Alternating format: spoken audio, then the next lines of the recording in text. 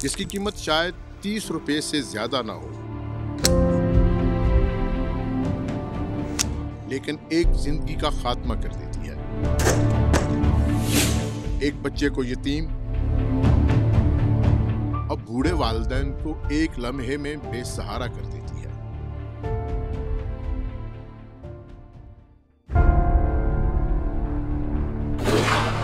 कभी कभी तो गोली चलाने वाले को यह भी मालूम नहीं होता कि वो जिसको मार रहा है वो है कौन।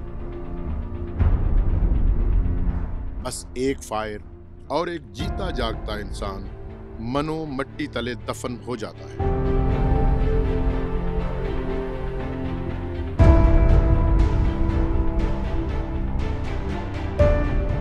मीडिया पर जैसे भौचाल आ जाता है, तरह तरह के सवालात उठाए जाते हैं, हुकूमती दावे, हिज़्ब इख्तलाफ की आहो पका और शहरियों की चीहो पकार, और फिर थोड़े ही दिनों में सब कुछ नार्मल। मरने वाले के साथ ही इशू दफन और सच भी दफन। जब तक एक और फायर नहीं होता और लाशें नहीं गिरती, आहो बका का नया सिलसिला शुरू नहीं होता, हर तरफ गंभीर खामोशी का राज रहता है। लेकिन हम इन्वेस्टिगेट्स की टीम निकली इस सच की तलाश में जो आमतौर पर पूरी तरह सामने नहीं आता, क्योंकि स्क्रीन पर अक्सर व बेशतर आधा सच दिखाया जाता है। जहां मुर्दों पर इल्जाम लगाकर जिंदों को मार देने को जायज करार दिया जाता है। आज के दौर में किसी बेगनाह के कत्ल के लिए इतना ही काफी है कि इस पर दहशतगर्दी का लेबल लगाकर फाइल बंद कर दी जाए। सच तो यह है कि अगर नकीबुल्लाह महसूद के वाकया की सही रिपोर्टिंग की जाती और इंसाफ के तकाजे पूरे किए जाते तो साहिवाल में खलील, इसकी शरीके हयात और मासूम अरीबा का बहीमाना कत्ल न होता। साहिवाल सानेहा क्यों हुआ, कैसे हुआ और किस तरह दहशतगर्दी के नाम पर किसी दूसरे नकीब और खलील की मौत को रोका जा सकता है।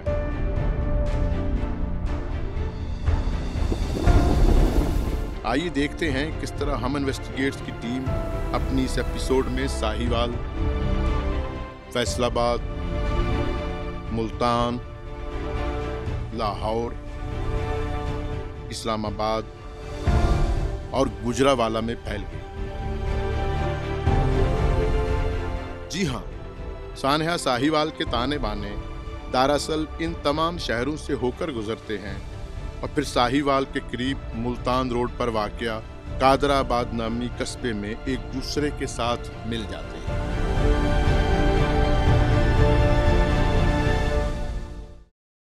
सानिया साहिवाल के बारे में हमारे पास बहुत सारी मालूमात मौजूद हैं। बहुत से मुख्तलिफ ज़राए से मुख्तलिफ किस्म की कहानी पेश की जाती रही है, जबकि ये कहानी बहुत पेचीदा है। ये पेचीदा क्यों है? उसकी वजह ये है कि दहशत गर्दों का ये एक मखसूस गिरोह पंजाब के मुख्तलिफ शहरों में वारदातें कर रहा था। हुसनैन, हमें ये बताइएगा कि ये जो गिरोह है, आपने इनके बारे में तहकीकात की हैं, आप मुख्तलिफ लोगों से मिले हैं, आप उन हसास अदारों के उन अफराद से मिले हैं जिन्होंने इस गिरोह को इन्वेस्टिगेट किया है, बहुत सारी मालूमात आपके सामने हैं। मैं चाहता हूं कि आप हमारे नाजरीन को ये बताएं कि ये गिरोह क्या था और ये किस तरह ऑपरेट करता रहा है। जी, मुझे से मैं सबसे पहले आपको ये इस ग्रोह के बारे में बताता हूँ कि इसमें अरकान कितने थे।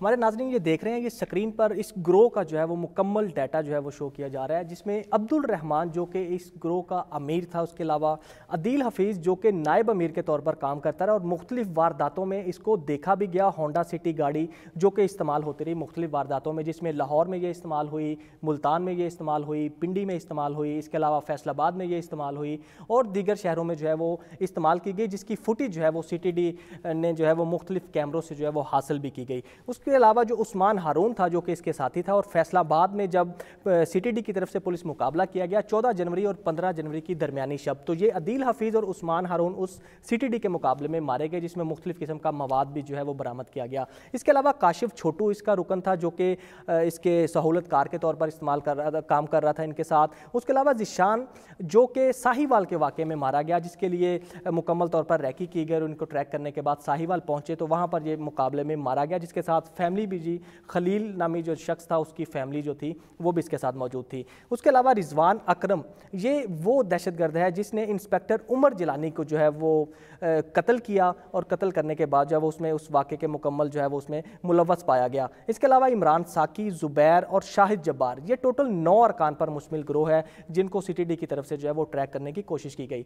इसके बाद हम चलते हैं, ये दोबारा गाड़ी जब मंजर आम से गायब होती है तो दूसरी दफ़ा ये गाड़ी मंजर आम से जब दोबारा नज़र आती है तो ये मुल्तान का इलाका ओल्ड शुजाबाद है, जहाँ पर 3 अप्रैल 2017 को ये गाड़ी दोबारा मंजर आम पर आती है, और ये इंस्पेक्टर उमर को कत्ल करने से पहले गाड़ी दिखाई देती है जिसको जो है ट्रैक किया गया है। इसके अलावा जब दोबारा तकरीबन 3.5 महीने बाद ये गाड़ी दोबारा नजर आती है तो वो इंस्पेक्टर यासिर को कत्ल करने के बाद मुल्तान कैंट के एरिया से जो है ये फरार होती हुई दिखाई देती है, जिसका नंबर जो है वो LE 7039 है, जो कि तमाम मुख्तलिफ जो दहशतगर्द की कार्रवाइयाँ मुख्तलिफ इलाकों में की गई, हर जगह पर ये गाड़ी जो है वो CTD को और तमाम दीगर इदारों को जो है ये वहाँ पर नज़र आई।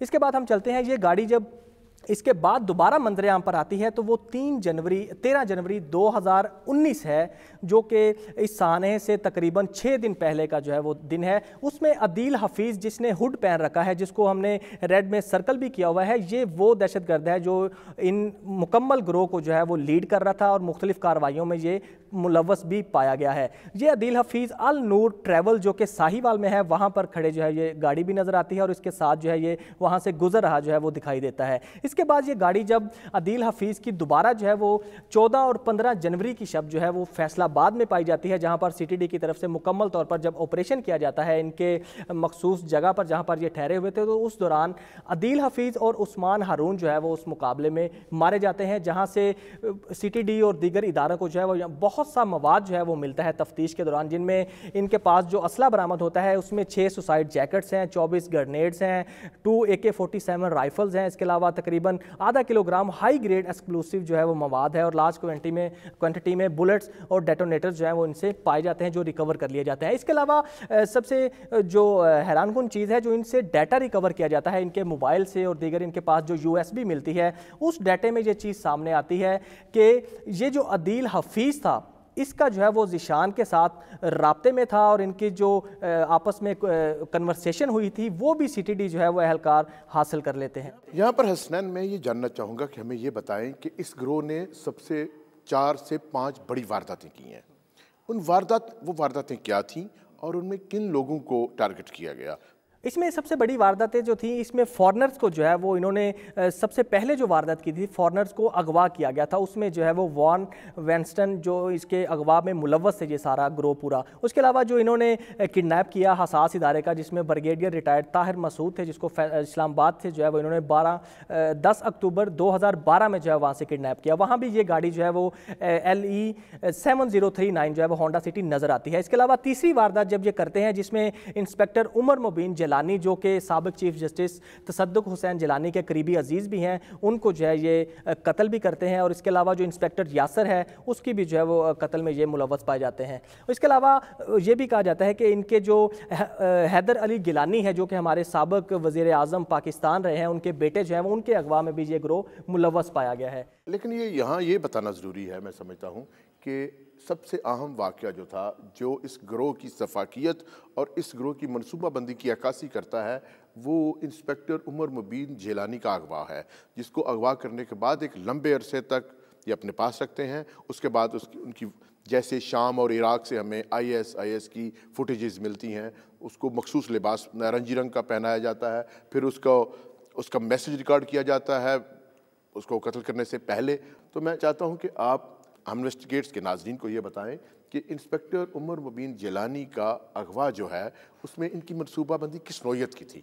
जी, ये सबसे जो इम्पोर्टेंट चीज़ है वो यही है कि इंस्पेक्टर उमर मुबीन को जब अगवा के बाद जो है वो मंजर आम से गायब कर दिया जाता है, लेकिन मंजर आम से गायब करने से पहले ये जो गाड़ी इस्तेमाल की जाती है होंडा सिटी, जो कि तकरीबन तमाम इन 4-5 वारदातों में इस्तेमाल की जाती है, वो एक जो है वो मशकूक सरगर्मी लगती है। जिसके बाद सीटीडी मुकम्मल तौर पर जो है इस गाड़ी को फोकस करते हैं और गाड़ी को फोकस करते हुए इस ग्रोह तक पहुँचते हैं, जिसमें जिशान भी जो है वो इसमें बाद में मंजर आम पर आता है, जिसकी आल्टो गाड़ी जो थी, जो साहिवाल वाक़े में ये जा रहे थे और उस पर सीटीडी के मुकाबले में जो है वो उसमें मारा गया, वो भी गाड़ी जो है वो इसके साथ अटैच दिखाई देती है, जो कि हम अपने नाजरीन को दिखाते हैं। ये गाड़ी जब अदील हफीज़ को 14 और 15 जनवरी की शब को फैसलाबाद के इलाके में पुलिस मुकाबले में ये मारे गए, वहाँ पर जो तफ्तीश हुई और इनकी गाड़ी की जो लोकेशन ट्रेस की बैक डेटों में, तो ये चुंगी अमर सिद्धू के इलाके में जो है वो अदील हफीज़ की लोकेशन आती है, जो कि हम अपने नाजरीन को दिखाते हैं। इसमें अदील हफीज़ की ये जो लोकेशन आ रही है, ये आप देख सकते हैं कि इसमें ये जो लोकेशन आ रही है बैक डेटों में, इसमें जो LE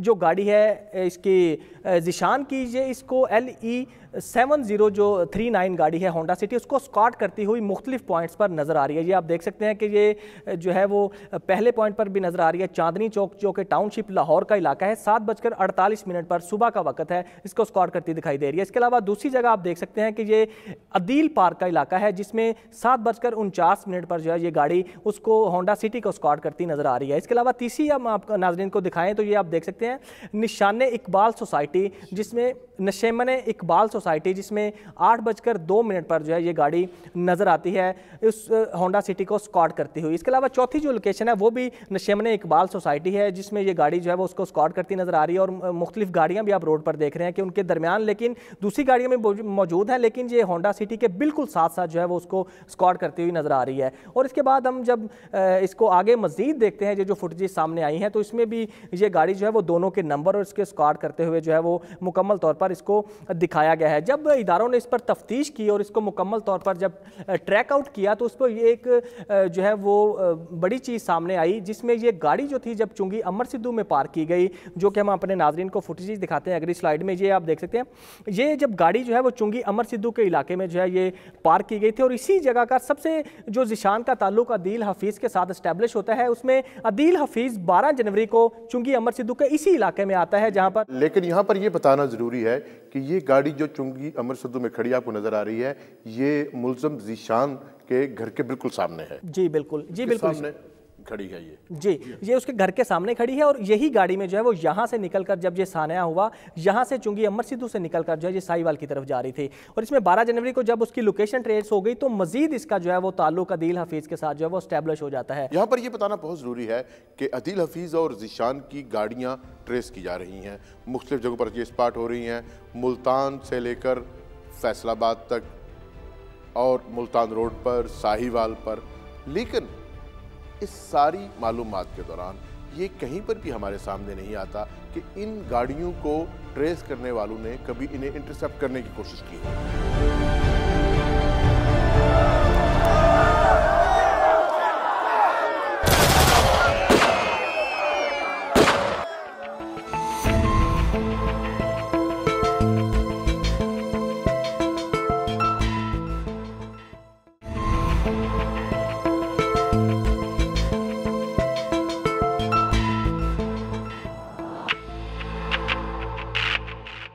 इतलात तक रसाई ना हो तो साजिशी मफरूज़े जन्म लेते हैं। हुजूम नमा आवाम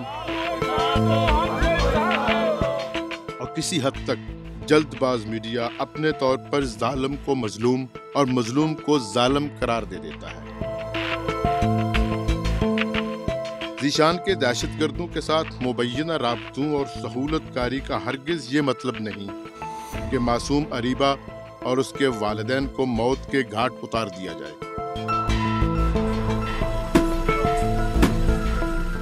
ऐसे वाक़यात में अमूमन मुखबर से भूल चूक हो सकती है। कैसे? जिस तरह सहाफत में क्रॉस चेक जरूरी है, इसी तरह इंटेलिजेंस में तीसरी तस्दीक या थ्राइस चेक जरूरी है।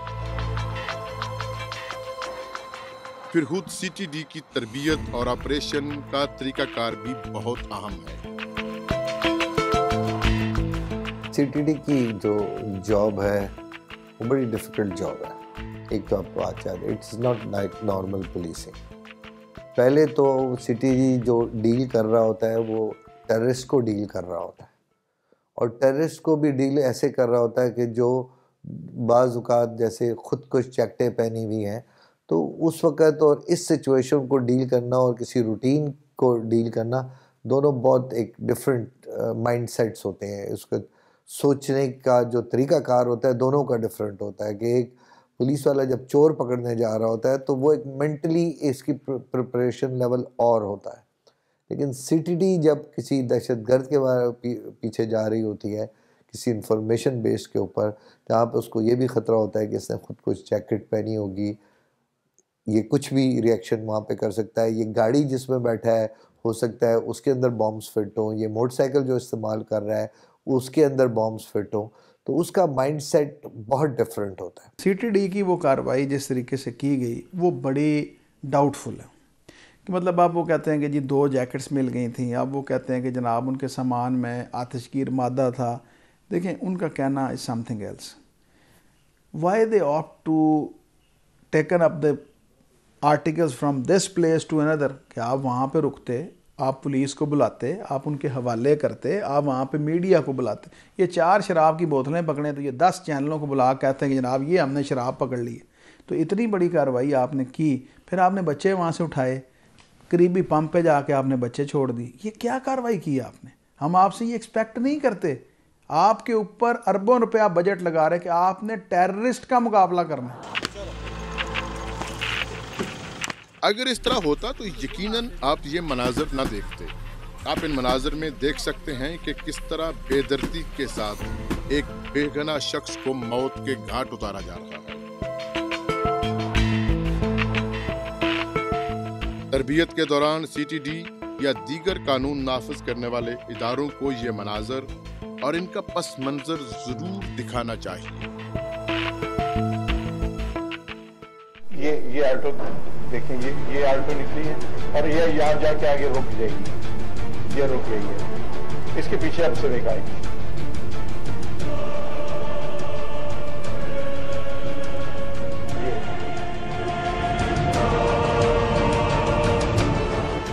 इस सारे मनाजर सानेहा साहिवाल से पहले के, और फिर सानेहा साहिवाल रूनुमा हो जाता है।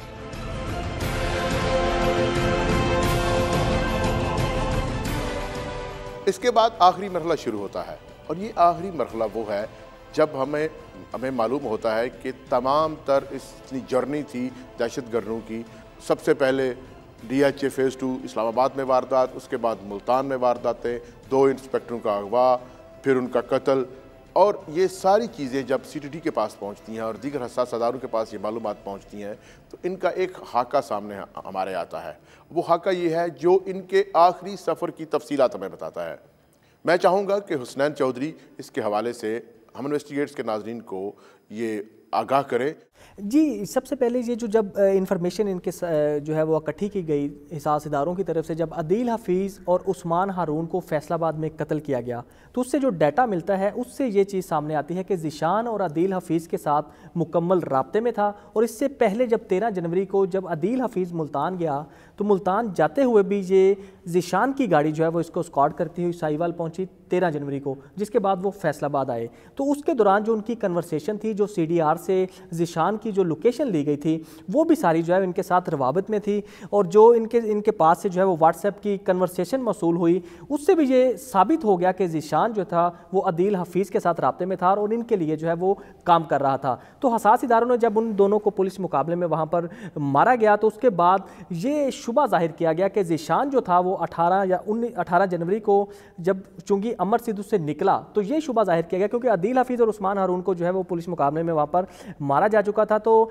फिर ये ज़ीशान जो था ये शुबा जाहिर हुआ कि ज़ीशान अपना तमाम तर वहाँ से सामान, जिसमें असला भी हो सकता है, बारूदी मवाद भी हो सकता है, वो तमाम यहाँ से किसी दूसरी जगह जो कि साहिवाल में इसको पहले देखा गया था तो वो शिफ्ट करने जो है वो जा रहे हैं। तो जब ये शिफ्ट करने के लिए निकले तो ये सुबह जब पहला स्पॉट इसका जो है वो चेक किया गया गाड़ी को, सेफ सिटी का जो कैमरा लगा हुआ था मांगा मंडी में 8:55 पर ये गाड़ी जो है वो नज़र आती है और गाड़ी की फ्रंट सीट पर जो कि तस्वीरें ली जाती हैं, जो हम अपने नाजरीन को दिखाते हैं, जो तस्वीरें हैं आल्टो गाड़ी की, उसमें ये दोनों जो है वो दो मर्द सामने गाड़ी के ऊपर बैठे जो हैं वो नज़र आते हैं। और उस गाड़ी को जब पीछे से देखा जाता है तो पीछे में ये हमारे नाजरीन देख रहे हैं कि जो तस्वीर ली गई सेफ सिटी कैमरे के, उसमें ये पीछे सामान पड़ा हुआ नज़र आ रहा है, जिससे यही शुबा जा रहा है कि इसमें जो मुख्तलिफ किस्म का बारूदी मवाद, असलहा या दीगर सामान जो हो सकता है, जो कि साहिवाल में किसी भी दहशतगर्दी की वारदात में इस्तेमाल किया जाना था, जो है वो इसको यही समझा गया। उसके बाद इसको मुकम्मल तौर पर जो है वो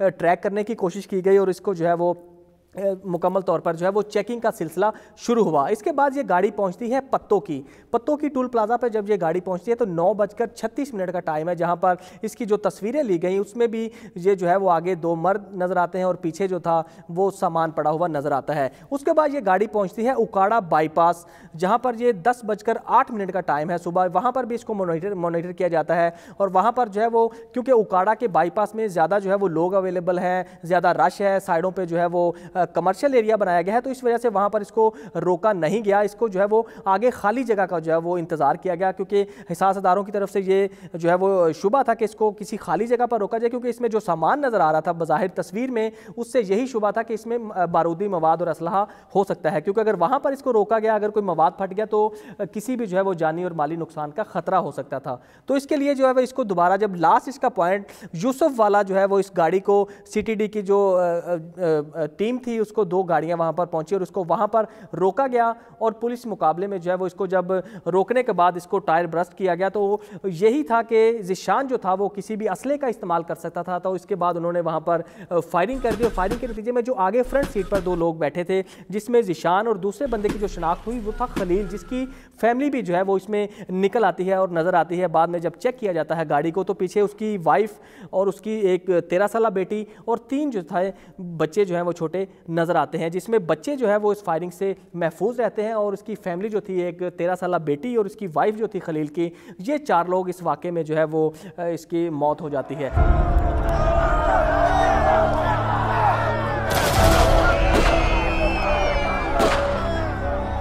दो गाड़ियां आती है, एक गाड़ी पीछे पहले सब लोगों को रोक देती है, दूसरी गाड़ी आके टक्कर मार के मासूम लोगों को साइड पे कर देती है। उसके बाद सामने से गोलियां बरसाई जाती हैं। जब गोलियां बरसाई की, सामने जो लोग, एक ड्राइवर था वो मर गया और सामने उसके साथ जो दूसरा बंदा था खलील था वो भी मर गया और गोलियां क्रॉस होकर पीछे खवातीन को लगी थी, खवातीन अभी जख्मी थी। उन दरिंदों ने क्या किया, फिर उसके बाद उतर के गाड़ी से उतर के सामने आए और बच्चों को निकाला, जो बच्चे जख्मी थे, और उसके बाद उन खवातीन को तब तक गोलियां बरसाते रहे जब तक वो खवातीन मरी नहीं। बिना वजह मार छड़े ने, कोई अगू उन्होंने जमानत नहीं की, नहीं उन्होंने फैर किया, नहीं उन्होंने कोई शाही को नहीं है, बिच बैठे उन्होंने फैर मार के तबाह कर दिया। ना कोई उन्होंने गोली चलाई, ना उनसे कोई असला बरामद हुआ है। ये सब कुछ झूठ बोल रहे हैं कि असला बरामद हुआ, कुछ भी नहीं हुआ सर। फिर इनको मार के फिर और बच्चों को ले आए हैं इधर और जो उनका बकिया सामान पड़ा था वो उठाया और वो साथ उठा के ले गए हैं। 15 मिनट बाद उधर गाड़ियाँ आई हैं पुलिस की, पहले उकाड़ा की पुलिस आई है, फिर बाद में साहिवाल की आई है। मेरी माँ सारी रात रोती रही है इन लोगों को देख के, क्या हमारे साथ भी ऐसे होगा, हमारी जानें महफूज नहीं है इन लोगों के हाथों से। तान बिलाखिर हमारे कवानीन पर आकर टूटती है। यहाँ गरीब तो रुल जाता है और ताकतवर कानून में मौजूद सुकम का सहारा लेकर बरी हो जाता है। एक मुलजुम में अगर पकड़ा जाता है, वो कत्ल करता है, पकड़ा जाता है ऑन स्पॉट पे, तो उसको ये कहाँ से लिखा हुआ है कि 17 दिन में, जब पुराने कानून में उसको चालान इन्वेस्टिगेशन होगा, फिर चालान होगा, फिर वो अदालत में जाएगा, लंबा अरसा केस कोर्ट में पेंडिंग रहेगा। तो नया कानून अगर बनता है तो उसका ट्रायल उसी हिसाब से चलना चाहिए। पुलिस की कारकर्दगी किसी की कंट्रोल में नहीं है। पुलिस का एक SHO इतना ताकतवर है कि वो अगर 10 बंदों को भी रोज़ाना मारे तो कानून उसको सपोर्ट करता है, उसके खिलाफ नहीं होता, उसके रास्ते में रुकावट कोई नहीं है। वो किसी भी मुकाबले को, कत्ल को जेली मुकाबले की शक्ल देकर उसको बना देता है। मैंने खुद सुप्रीम कोर्ट में और हाई कोर्ट में ऐसे कई केसेस किए हैं कि जिसमें बंदों को थानों में मारा गया या थानों के बाहर ले जाके मारा गया और रंग यही दिया गया कि पुलिस मुकाबला था। आखिर में जब अदालतों ने तहकीकात की तो पता चला कि ये जेली थे और उसमें लोगों को सजाएं भी हुई। कानून की इम्प्लीमेंटेशन का फुकदान है। पाकिस्तान पेनल कोड अभी भी है, टेररिज्म एक्ट अभी भी है, पनिशमेंट अभी भी हैं, सेल्फ डिफेंस में और रेड करना और किसी अरेस्ट को फैक्ट करना, SOPs अभी भी हैं।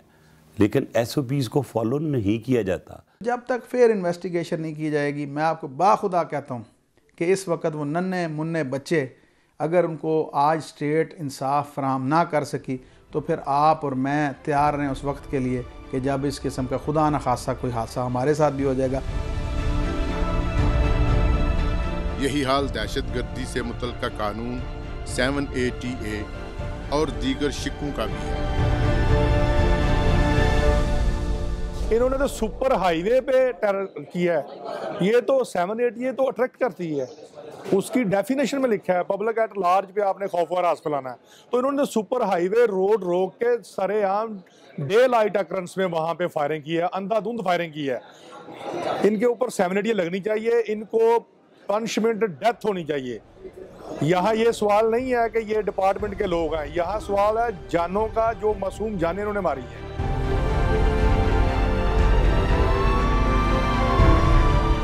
एक और वजह पुलिस रिफॉर्म्स है। वक्तन फवक्तन महकमा पुलिस में इस्लाहात तो की गई, लेकिन इस्लाहात करते वक्त आम हालात और दहशतगर्दी के खिलाफ जंग की सूरत हाल को मद्देनजर न रखा गया। सानिया साहिवाल ने जहां आप गए और आपने बहुत से लोगों से सवाल किए, तो पहला सबसे क्वेश्चन ये कि कानून ये कहता है, SOP ये कहती है कि अगर आपको इन हालात में मुल्ज़म की तरफ से रिटेलिएशन आती है तो आप उस पे फायरिंग पैर पे करेंगे, थाई पे करेंगे, आप किसकी जान नहीं लेंगे। रिफॉर्म्स का कभी एंड नहीं होता, ये ऑन गोइंग प्रोसेस है और अभी भी मज़ीद रिफॉर्म्स की ज़रूरत है। इसी तरह CTD भी एक ऐसा ब्रांच है जो जिसमें रिफॉर्म्स की ज़रूरत है। पुलिस ने आसान रास्ता अपना लिया कि बजाय ऐसे कि आप तफ्तीश में टाइम ज़ाया करें, तफ्तीश करें, अदालत में सबूत लेके जाएं, बेहतर है जिस बंदे ने कोई जुर्म किया है उसको गोली मार दो। पुलिस रिफॉर्म्स के हवाले से सबसे पहले जो बात की जानी चाहिए वो ये है कि पुलिस ऑर्डर 2002 में आया, उससे पहले पुलिस रूल्स 1934। अब पुलिस ऑर्डर 2002 में लाने के बाद पुलिस को बाइख्तियार कर दिया गया, लेकिन जो पुलिस पे चेक था, पब्लिक सेफ्टी कमीशन आपके डिस्ट्रिक्ट लेवल पे, डिवीजन लेवल पे, प्रोविंशियल लेवल पे, सेंट्रल बनना था, वो आज तक नहीं बना। पहले बहुत लेट हो गया है, हमें 47 में बदल जाना चाहिए था, लेकिन अभी तक हम चल रहे हैं एक बिल्कुल ही आर्काइक किस्म के सिस्टम पे। 1861 का जो हालात ही मुख्तलिफ थे, तो लिहाजा अब हमें नई जो रिक्वायरमेंट्स हैं और नए चैलेंजेस हैं उनके मुताबिक आगे बढ़ना चाहिए।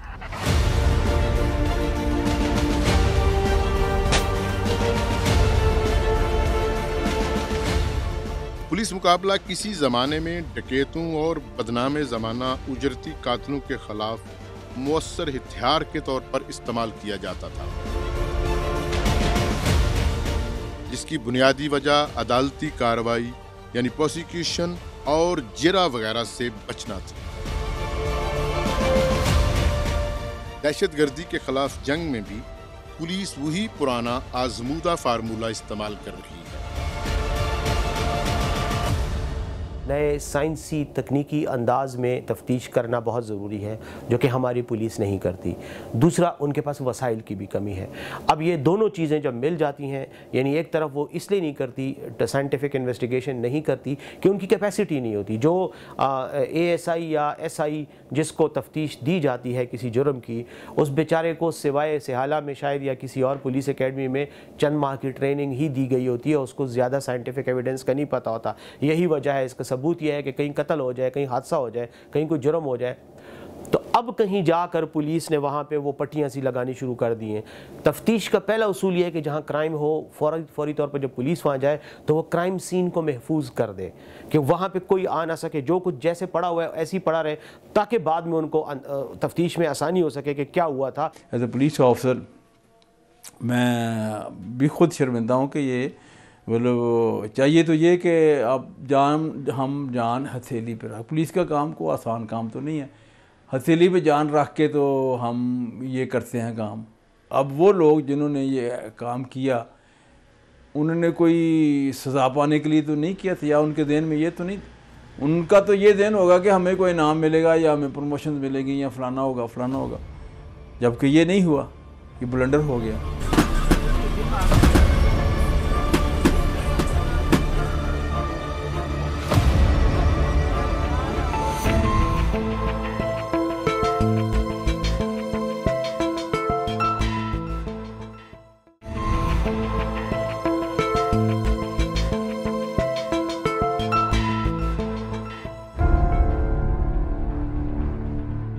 दर हकीकत ये बुनियादी वजह है कि मीडिया और पार्लिमान में मिलिट्री कोर्ट्स यानी फौजी अदालतों पर बहस हो रही है।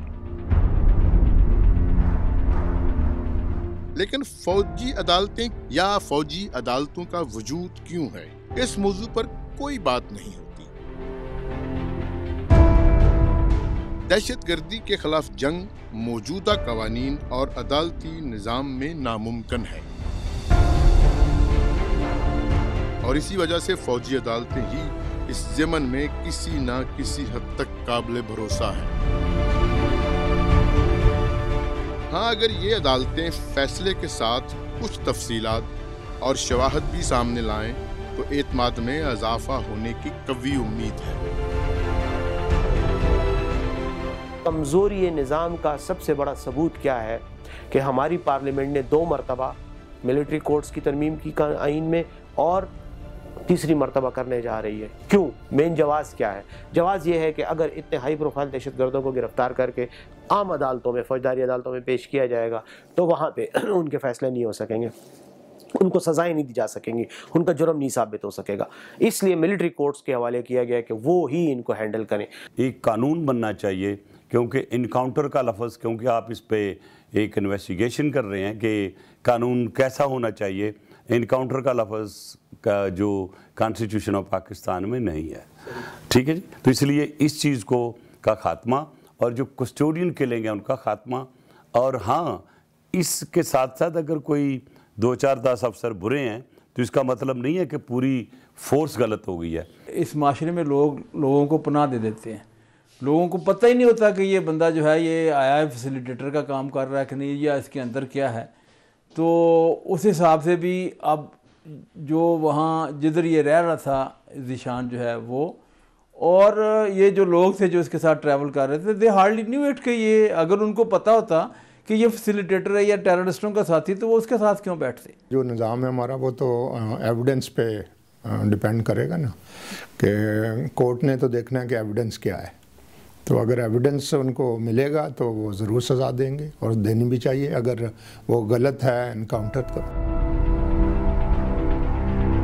लेकिन इसके बावजूद मसला के मुश्किल हल के लिए पुलिस रिफॉर्म्स बहुत ज़रूरी है।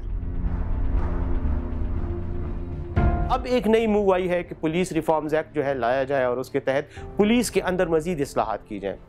मैं ये समझता हूँ, देखें, कानून बनाने से आप पाकिस्तान में दुनिया का बेहतरीन कानून भी नाफिज कर दें, असल में कानून पर का निफाज जो है और उसके पीछे जो नीयत है कि वाकई वो निफाज हो और इस्लाहात हो, ये इम्पॉर्टेंट है। कि पुलिस रिफॉर्म्स एक्ट जो नया आया है उसमें यकीनी तौर पर इन चीज़ों को ट्रांसपेरेंसी लाने की और थोड़ी सी शफाफियत लाने की के लिए इस्लाहात तजवीज़ की गई हैं। लेकिन बदकिस्मती ये होगी हमारी अगर उन इस्लाहात पर रूटीन में वही हशर उनका हो जो पुराने कवानीन का हो चुका है। अगर कानून नाफज करना है तो जो हुकूमत वक्त होती है उसकी नीयत पे डिपेंड करता है।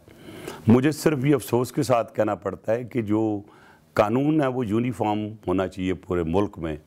कभी मैं देखता हूँ कि जी KP की हुकूमत ले रही है क्रेडिट के हमने तो जी रिफॉर्म्स ले आए हैं, और 2 महीने के बाद वही रिफॉर्म्स जो होते हैं वो वर्केबल नहीं रहे। इस तरह हमारी सिंध गवर्नमेंट में भी हुआ और अभी पंजाब गवर्नमेंट की भी आप बात कर रहे हैं।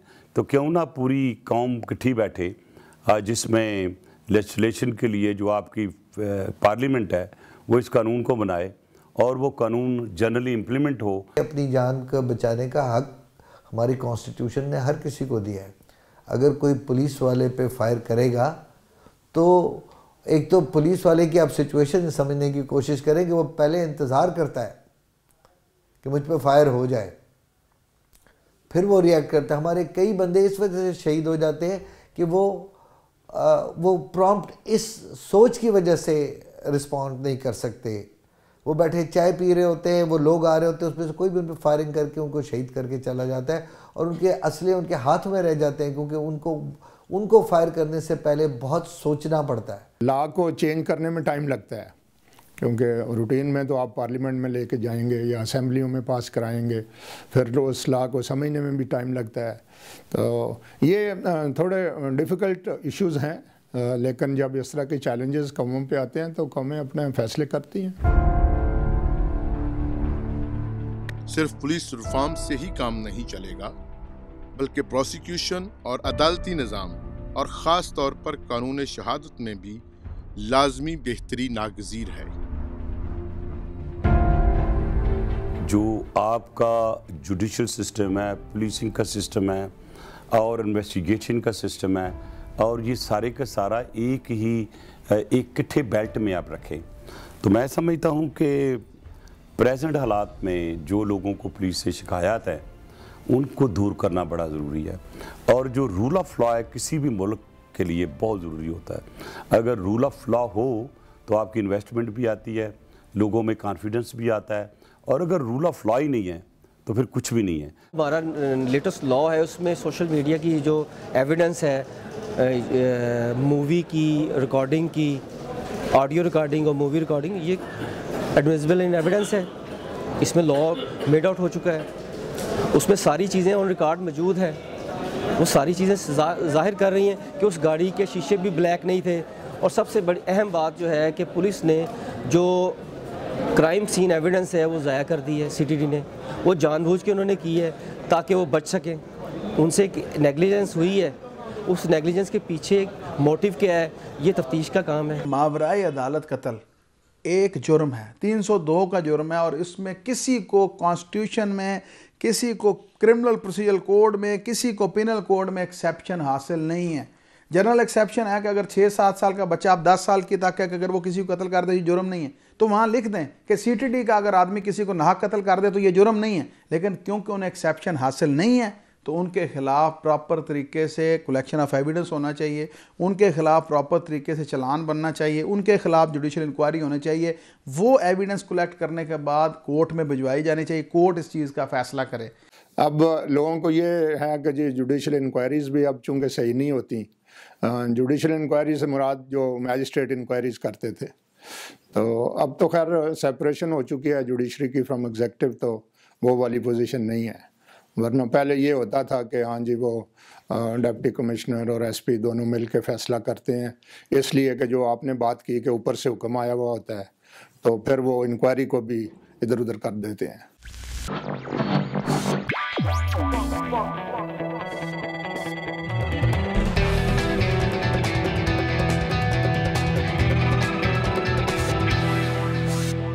हम इन्वेस्टिगेट्स को दौरान तहकीक एक और अहम नुक्ता मिला, और एक बड़ी हमाकत जो देखने में आई वो ये कि दुनिया भर में सीसीटीवी का इस्तेमाल प्रीएम्प्टिव मेजर्स यानी वाकया रूनमा होने से रोकने के लिए होता है,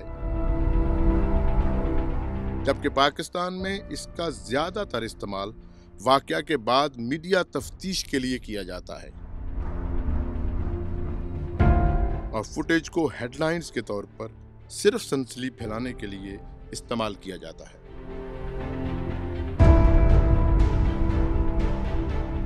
साहिवाल सानेहा, जिसका आगाज इस्लामाबाद से हुआ, अब तक गुजरांवाला पहुंचा है। दाइश के मुकामी नेटवर्क के 9 अरकान में से अमीर अब्दुल रहमान और नायब अमीर अदील समेत 4 अफराद मारे जा चुके हैं, जबकि ताहाल 5 अरकान कानून नाफज करने वाले अदारों के रिकॉर्ड के मुताबिक रूपोश है। गोया खतरे का अभी मुकम्मल खात्मा नहीं हुआ। सीटीडी से तवक्को की जाती है कि एक और साहिवाल सानिया ना होने पाए।